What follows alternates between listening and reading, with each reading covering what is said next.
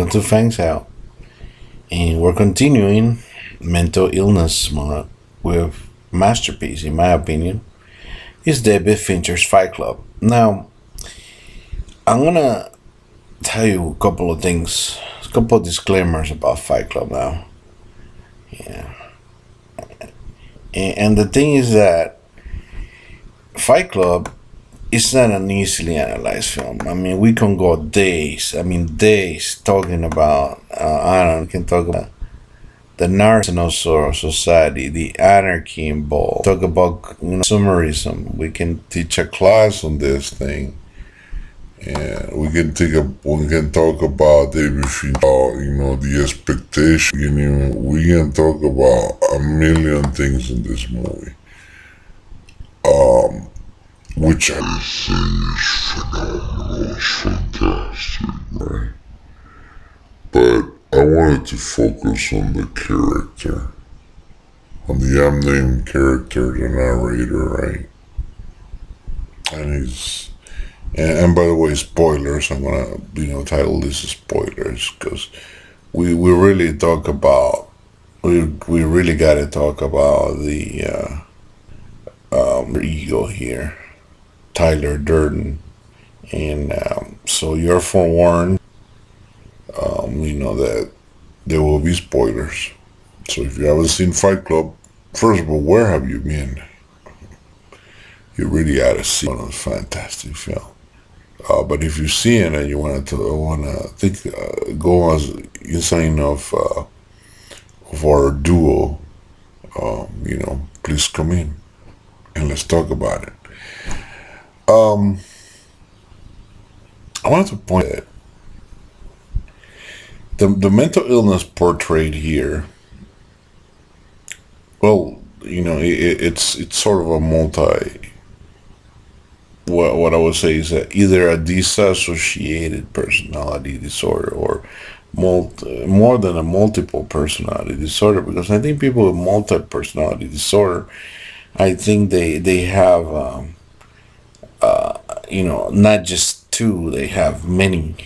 And this is sort of like they really, people who have disassociated personality disorder, they think that independently there's actually two different people. And what drives the our protagonist, played by Ed Norton here, to try to get out, it's just, first of all, it's a life of of pure consumerism, mediocrity. He looks at having the IKEA furniture, having the dream lifestyle, and his loneliness, his inability to cope, his inability to sleep. Fincher, I think in an interview, I read that he really wanted to mention the Graduate as an influence from this film, but for older audiences. And because the main character just doesn't know what to do, it's kind of at a crossroads in his life, and this character,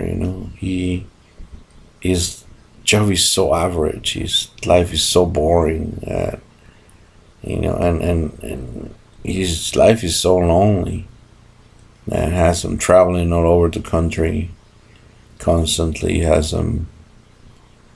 He's discontent with his job, he's discontent with his life, he's discontent with basically the rules that society may be in. And this is where the controversy could be. One of the many controversies of this film is where is this even a mental illness, because he's just trying to get out, he just doesn't know how.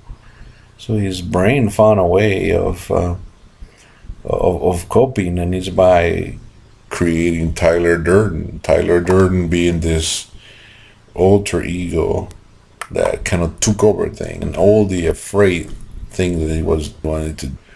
He worked independently by himself and with a soap business, and lived in a dilapidated house, and basically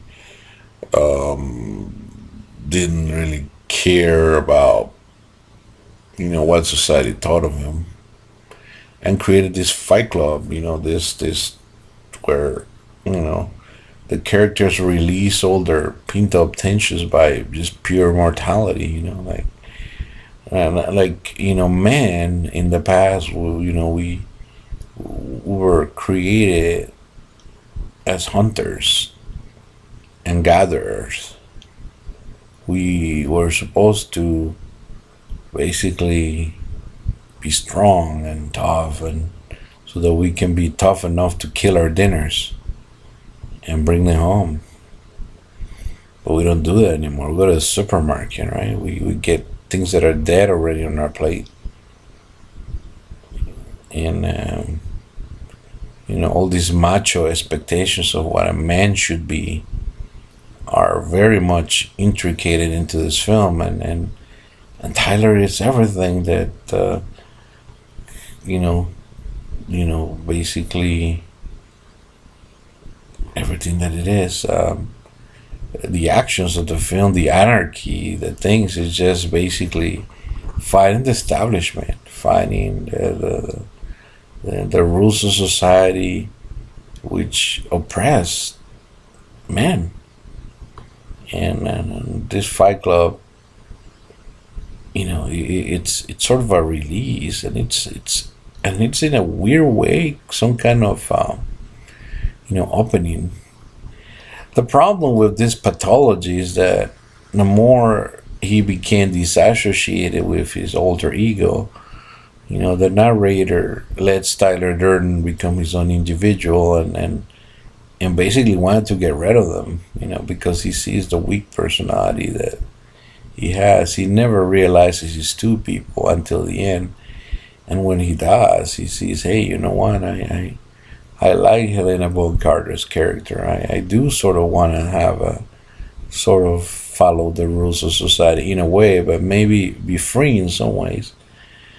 And that's the thing, how they met in the beginning. They were both very lonely individuals going to support groups of illnesses that they didn't even have. How sad and pathetic that is, But that's what, that's what boils down to, the nitty gritty of the film just focuses on the illness that you live on, that it may cause a fragile mind to crack.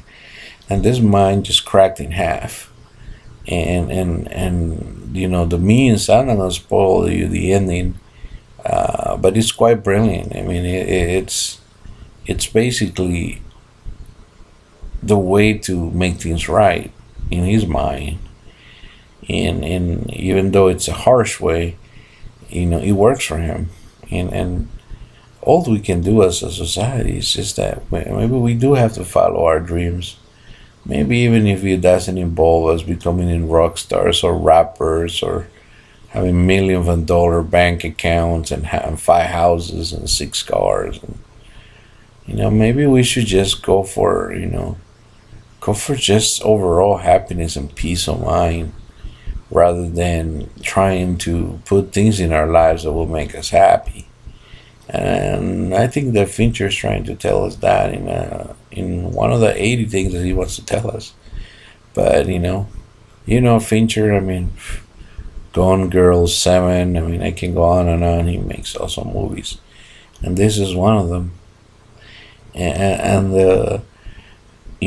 that's the thing. I just broke the number one thing about Fight Club. I just talked about the number one rule about Fight Club. So just talk about Fight Club. So I guess I'll end it here. Like the video if you like it. Tell me if you liked it. Tell me if you didn't like it. Tell me about the film. What are your impressions? What did you get out of it the most? Did it make you wake up? Did it make you think about your own self and where you are in life? So I think that that's what the director main focus is. It's trying to think about you, sort of like The Graduate. It's somebody who didn't know where to. A young man trying to think of his future and being forced by outside forces, the parents thinking what society thinks he must do, rather than what he thinks he would do. So he's and you gotta be a master of your own destiny, right? And that's where a lot of people don't know where to take over and how to take over. So be well, be cool. Stay tuned for the next film. I haven't decided which one that is, but I got a couple of ideas. It's most likely gonna be the talented Mr. Ripley because he just has interesting stuff. But there's just so many to go. Stay cool. See you next time.